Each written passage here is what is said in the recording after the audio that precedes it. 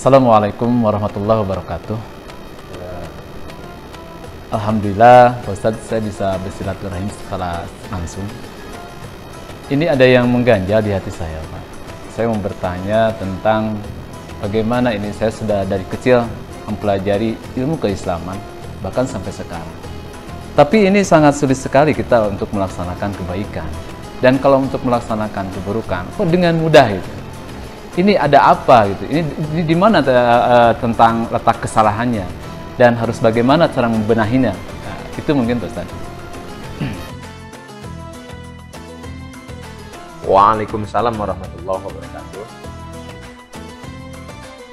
Problem tadi itu problem umum, tapi sungguh sangat menarik. Kalau pendapat saya, apanya yang harus dibenahi?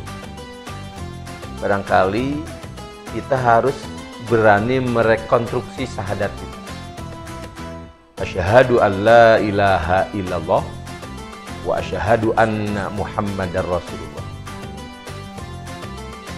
Kita coba telaah dua kalimat syahadat ini, tapi tidak dulu ke dalam konten syahadatnya. Kita memulai dari kata asyhadu. Asyhadu sering kita mengartikan aku bersaksi. Padahal kalau kita telaah secara ilmu bahasa misalnya, asyhadu itu adalah fi'lun mudhari'un ma'lumun marfu'un. Walamatu rafihi dhammatun dhahiratun fi akhirih li'annahu al-af'alul khamsatu. Wal fa'ilu dhamirun mustatirun fi wujuban taqdiru anna. Jadi kata asyhadu itu asalnya dari syahida.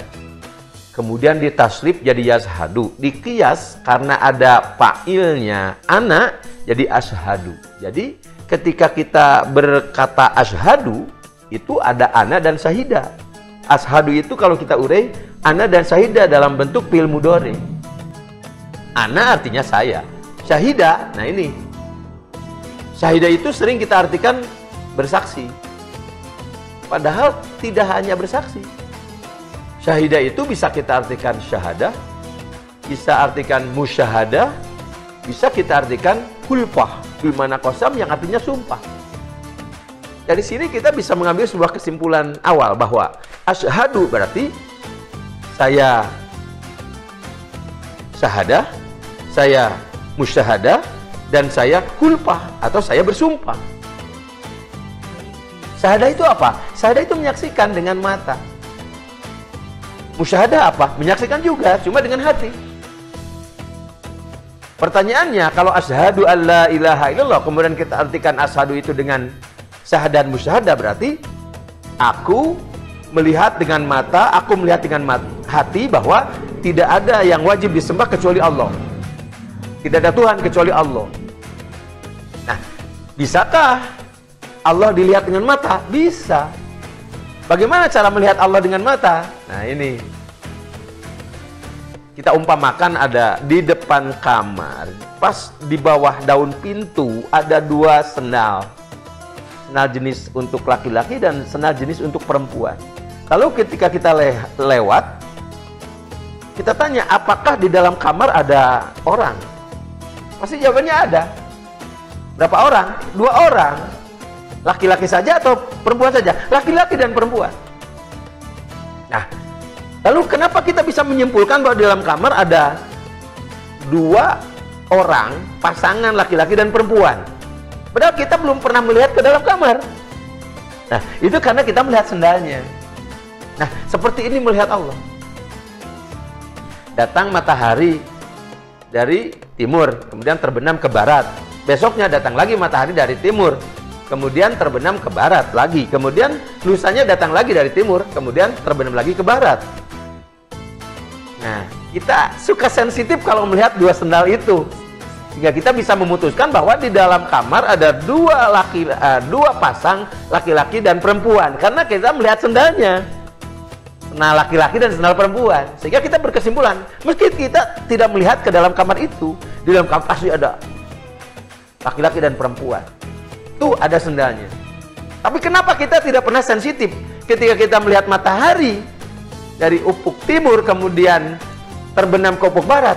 Dan setiap hari berulang seperti itu. Kenapa kita tidak punya kesimpulan bahwa itu matahari datang dari timur kemudian terbenam ke barat, pasti ada yang mengaturnya, yakni Allah. Kenapa tidak begitu?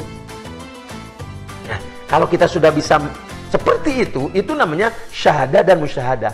Artinya kita bisa melihat dengan mata sekaligus melihat dengan hati bahwa Allah ilaha illallah, tidak ada Tuhan kecuali Allah. Itu asyhadu dalam pengertian syahadah dan musyahadah. Satu lagi, asyhadu dalam pengertian aku hulpah, aku qasam, aku sumpah. Nah, ini yang jarang kita lakukan. Jadi kalau kita menyatakan asyhadu alla ilaha illallah, itu bukan semata-mata aku bersaksi dengan mata dan hati, tapi aku bersumpah bahwa tidak ada Tuhan kecuali Allah. Kita lihat dalam surat As-Saffat contohnya, ayat 102. Falamma balagha ma'ahu sa'ya, ketika Ismail alaihissalam sudah berusia balik dan siap untuk bersama-sama dengan Ibrahim sang ayah membangun dakwah. Kemudian Ibrahim berkata, kata Ibrahim begini, ya bunayya Ismail anakku, ini araf fil manam ani adbahu kapang durmadatara. Ismail anakku, aku melihat di dalam mimpi bahwa aku menyembelihmu. Nah, Ibrahim ini menyampaikan perintah Allah melalui mimpi untuk menyembelih Ismail anaknya. Sebuah perintah yang tidak logis, sebuah perintah yang tidak rasional. Seorang ayah yang mendapatkan kehadiran anaknya, bahkan berdoa tidak berhenti untuk mendapatkan anak, bahkan sampai menambah istrinya untuk mendapatkan anak, tiba-tiba saja Allah perintahkan yang perintah itu tidak rasional untuk disembelih. Orang yang melaksanakan perintah seperti ini hanya satu dari dua kemungkinan. Pertama, benar-benar yakin. Yang kedua, benar-benar gila. Ibrahim masa gila? Pasti sangat yakin. Nah, kenapa Ibrahim berani melaksanakan perintah Allah yang tidak rasional seperti ini? Karena asyhadu, aku syahadah, aku musyahadah, aku bersumpah Allah ilaha illallah, tidak ada Tuhan kecuali Allah. Jadi apapun asal Allah yang memerintahkan, logis tidak logis sekalipun, asal Allah yang memerintahkan, siap melakukan. Kenapa? Sudah asyhadu, sudah sumpah. Nah, luar biasa lagi Ismail menjawabnya. Kala Ismail menjawab, ya abati palmatu maru satajiduni insyaallah minas sabirin. Wahai Ibrahim bapakku, kerjakan if'al matu maru, kerjakan apa yang telah diperintahkan kepadamu.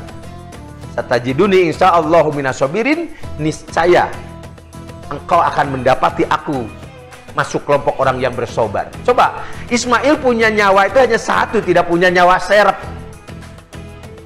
tapi siap dikorbankan bahkan di tangan seorang ayahnya. Kenapa Ismail berani seperti itu? Karena punya modal. Apa modalnya? Asyhadu dalam pengertian aku syahadah, aku musyahadah, dan aku bersumpah alla ilaha illallah, tidak ada Tuhan kecuali Allah. Asal Allah yang merintahkan, nyawa sekalipun dikorbankan siap. Ini asyhadu.